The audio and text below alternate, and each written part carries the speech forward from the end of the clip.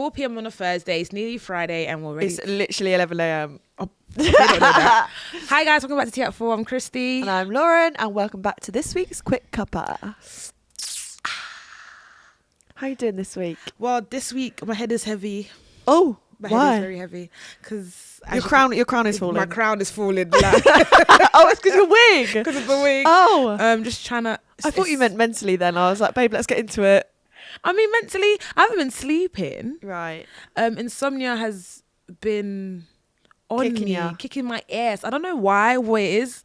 Maybe, I don't know, because spring is springing, the sun's... Maybe there's something going on up in, the old planets, the old retrograding. It's doing something or other up there. Yeah, I feel that. probably is that. As it stands right now, tomorrow is the day we are about to be rebirthed. Beyonce brings out her country album.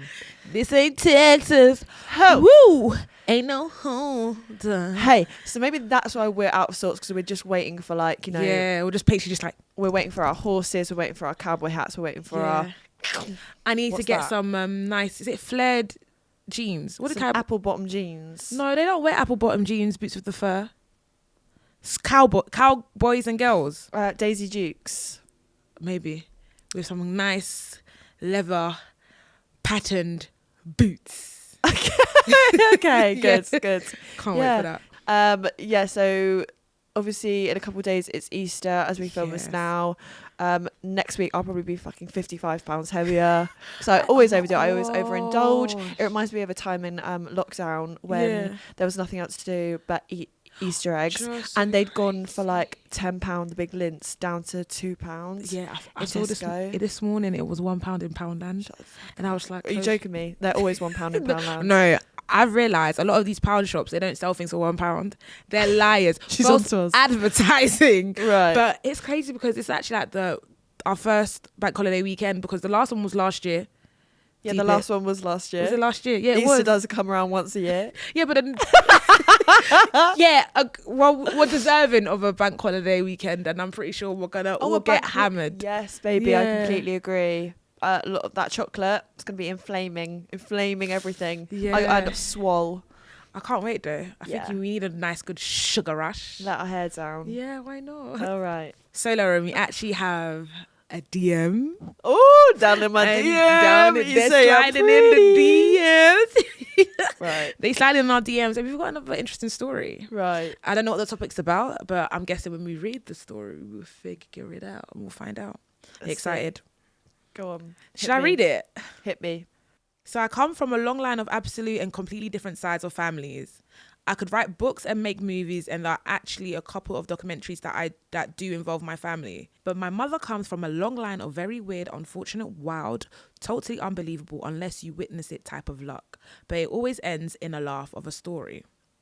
Okay, so here goes. I was maybe 12 years old with my friend, shooting BB guns and throwing cow poop at the neighbour boy next door. Normal things. When her mum calls us in and says we have to go and babysit her friend's small baby child. So we're doing our best and eating all the junk food in the house. Then I had to use the bathroom. I took a massive dump. I'm talking literally 12-inch ruler long enchilada thick spiral snake. How are you? Enchilada. That's revolting. I accidentally used the broken toilet, so there was absolutely no way to flush it. We couldn't just leave it there. So we got a long stick from the backyard and we sliced the poo into small chunks and got gloves and a big cup and scooped all the shit out the toilet and threw it out the backyard. Then a little bit later, we went back outside and their dog was eating my cut up shit turds. And we could hear him crunching and chewing the sticks as he gobbed down the shit turds. The dog also looked at us in the eyes as he chopped the poo sticks with absolutely no regret or remorse. And we were little 12-year-old latchkey mortified children. Just another day in the life of a 90s, early 2000s kid. We promised to never tell anyone about that day. And as far as I know, she never has. And this is the first time I've ever told anyone what happened. From a girl that speaks about poo a lot, I am speechless. So I think that was sent in as a reply to your poo story. Oh, thank you for that. Yeah, Yeah. 3 things I'm concerned about in that. The cup, the dog's mouth, the gloves. and the gloves. Yeah. They're children. I know they're not slick enough to be hiding those bits away. Where did they put? That cup was probably put right back into that cabinet. Right back in. That's disgusting. And the residue of the gloves as well in the bin. So now the bin stinks. The dog stinks for eating the shit turds. There's a cup that stinks of shit. So the whole house is basically shit. The whole house is basically shit. Is Shit. that even their house? Aren't they looking after the babysitter's baby child? Yeah. God, you violated that person's. And then they've got, oh my God, so they've got the gloves and now they're going to go handle a child with shit smelling hands. Yeah. It's a shitty day, ain't it? It's a very shitty It's day. a very shitty day. Wow. Maybe the dog thought it was like treats. Yeah. Fair. But if you were to see a dog eating shit, would you not shoo the dog away or like tell the dog to stop? I don't know. Dogs eat a lot of things. I hear it, but they stood there knowing that is your shit. You stood there watching the dog purposely eat your shit. That's horrific. That is crazy. RSPCA now. The thing is as well, which I don't get, and I didn't quite get to the point with me and my friend in the toilet, is I didn't get to the point where I went and got gloves and decided to handle it. So I was in the same kind of scenario where my friend has done a large item, and then I've had to get a hanger from my friend's dressing room and we cut it up and then it flushed. But in their scenario, they've gone to the glove area and now they are picking up the item and taking it outside, which I think is a step too far. My thing is, don't people flush the toilet before they use the toilet to see if the toilet works? Yeah, but you never know what you might produce. But also, if they're 12-year-olds, what are you eating to produce an enchilada size, ruler size poo-poo? It's the description for what me. What are you eating out there? Yeah. I mean, they did say that they ate like absolutely all the junk food in the house. Oh. So I'm guessing their bellies were going... They were going bits and pieces. Yeah. Crazy. Christ. Beatboxing it out. Well, it's kind of like a reverse food chain kind of thing, isn't it? Because What? like a dog will eat fox poo and then the fox will eat someone else's poo and... No? I don't think animals eat each other's poo. I think they know that it comes out from the derriere, so they won't be... Oh, yeah, they do. What animals? And also humans do mushrooms, which come from elephants' poo. What? As in psychedelics, not just your fucking chestnuts in Tesco. But I don't like mushrooms anyway. Okay, well, you're not eating... So you're telling me people that eat mushrooms are actually eating Yes. derriere? Yeah. No, psychedelic mushrooms. Psychedelic it as well. Well, that was a really lovely story, and thank you so much for sharing. I have no words. I just hope that... No, but they say that they said that we promised to never tell anyone, but... Yeah, it's so funny. You always say, like, oh, I'll take it to the grave, but here I am telling it on a podcast that's got 2 million views. Let's just hope that the owner of the dog doesn't know. And the poor dog's okay. Yeah. Yeah. Thank God dogs can't speak, because... Well, I mean, thank you so much for sending that in. We do really appreciate your wild, crazy, wacky stories. Yeah. And I feel like it just, makes us think, like, if we were in that situational scenario, what would we do? Yeah. Yeah, don't you think? I wouldn't have picked it up with my bare hands. Yeah. Is the issue. But yeah. you're 12, so... But you're it's 12. You're the panic. That panic that would have... God, that happened to me recently. I was on a boat in Lisbon, not handling my own poo. Yeah. I was why am I oversharing again? I'm over it. She did say, come on, hit me back with something. Okay, so here we go again. Yeah. Recently I was on a hen do and it was a couple of heavy nights, let's just say. Yeah. And we went on a boat. Yep. The day after a hangover. Oh, and I just had a big old breakfast and a couple coffees, and then as we're waiting for the boat, my tummy's kind of... I'm thinking it'll be all right. Get onto the boat, sit down. It's like bottomless drinks as well, so it's like... So you're on the boat. Oh. And then, yeah. And anyway, so we've literally barely even gone away from the thing, and my stomach starts... Your stomach? My stomach starts hurting. No. And I had to go into the toilet. Yep.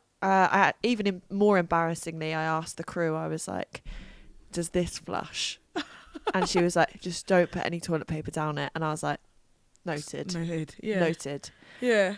Anyway, I didn't put the toilet roll down, but what I did end up blocking the toilet, and I had to peek my head out the door, and I had to say, I need help. I need a member of staff here immediately. And the worst part was, it was hot. It was so hot. I was sweating, panicking, hangover sweats, belly hurting. The worst part is I needed to do more. But from the situation that was produced in front of me, it was enough. Terrible. So had to get a poor little member of crew to go sort that out. And even worse, no one else could use the toilet for the duration of the boat ride. So everyone had to piss in buckets and then throw it over the side of the boat. Happy Hindu. I just sat there. I was like grey in the face. I was so embarrassed. All the pictures you can see, I just look absolutely shook to the core. Oh no. And on the way out, I had to look at the member staff and be like, I'm so sorry about that. Sorry. That is... Yeah. What a day. So there you go. That's one back for you. Except I wasn't 12. I was 27. And I should have known better. At least you asked for help. Yeah. You know those moments like everything rushes through your head and it's like, do I not say anything? Do I blame it on someone else? Yeah. Do I just fucking jump off overboards? Like everything is rushing through my brain. No. So, do you know what's killing me? It's like, so it's a Hindu, you guys are pissed drunk on the boat. no, we were actually really sober at that point, which Really? is worse. Yeah. Oh no. And then the more drunk people got, the more they kept bringing it up, which made me feel terrible. But imagine like being like pissed drunk and then having to pee in a bucket. I think that would be the funniest thing. Woo! Yeah. Woo! Yeah. People were laughing, thankfully. Yeah, that's good though. That's a real low point for me. Oh, bless you. Thank you. Thank you for sending it in. Thank you for sending it in. And if Yeah. anyone else has any more stories like that, please Bring send them it right to us through. at tea@4@junglecreations.com. Send it to us on Instagram DMs or TikTok. We want to hear them. Yes, please. So another place you can send us a DM is actually on Spotify. And we have been given a lovely little dilemma from one of our listeners. And Yeah. I'm going to read it out. Okay. Agony Auntie. Let's go. My boyfriend doesn't show affection towards me, e.g. kiss, hug, etc. He only initiates sex. I mention this to him and he insists he doesn't mean to and actually loves me, yet he doesn't make the effort. Okay. So, Let's hash this out. yeah. He doesn't show any affection, right? Just sex. Just initiate sex. How I see it, yeah, is I find kissing more intimate than sex. Excuse me? Yes. Because you can have sex with a person and have no sense of emotions there and it's just sex, right? Right. It's just a quick beat, a quick fling, blah, blah, blah. Right. Whereas kissing, holding hands, hugging is intentional. You care about the person. You want to connect with the person. I personally, I feel like right as of now, the day that we live in now, sex is just, it's like a material thing. You can have sex with anybody. Do you get it? You won't kiss. Babe, this is boyfriend. Well, this is my point. Clearly he just, He doesn't like her. yeah. Right. That's my point. I completely agree, actually. Maybe Yeah. not in the sense that sex is less intimate than I think kissing. I think it is. Um, I think it is. Think about it. If he just yeah. wants sex, it's like, okay, cool. He can go to anybody else. But you don't want to kiss me? You don't want to... Imagine you go home, right? And your boyfriend's like, doesn't want to kiss you, doesn't want to hug you, just wants sex. You're using me. Thank you very much. So Yeah. is this a relationship that we're in or is this a transaction? Transaction, that is a very good point. Right. And I feel like I've been in the situation before where, you know, my body's kind of been rejecting a person before my brain has. Yeah. And like I'd stopped doing like public displays of affection and There then you it went go. down to just basic affection. Yeah. Sister girl, I'm going to be honest with you, yeah? If somebody's not loving you or treating you the way that you want to be treated, Yeah. get out. I let's completely agree. keep stepping. Because my thing is, I do feel like there's a saying in my language which is kanga mutema, which means basically just like bite your tongue and hold on. And I feel like that's quite toxic. It's giving yourself a disservice. Yeah. Where it's like, you know how you want to be loved. You've expressed how you want to be loved. And that said person that's meant to be your boyfriend is not taking that in. So I would say do what's best for you and remove yourself from the situation. I mean, if roles were reversed, how would they feel? Yeah. I would say, firstly, communication is key. Always. I think it's very all well and good to say he insists, he, you know, says he loves me, Yeah. but doesn't make the effort. I think that this needs to absolutely be addressed, because at the end of the day, if you're only having like you like you say, that transactional kind of relationship with each other, then that's, for me, that's not substantial enough to stay together. And hugging and kissing is very important. I think for a lot of people as well, love language is massive.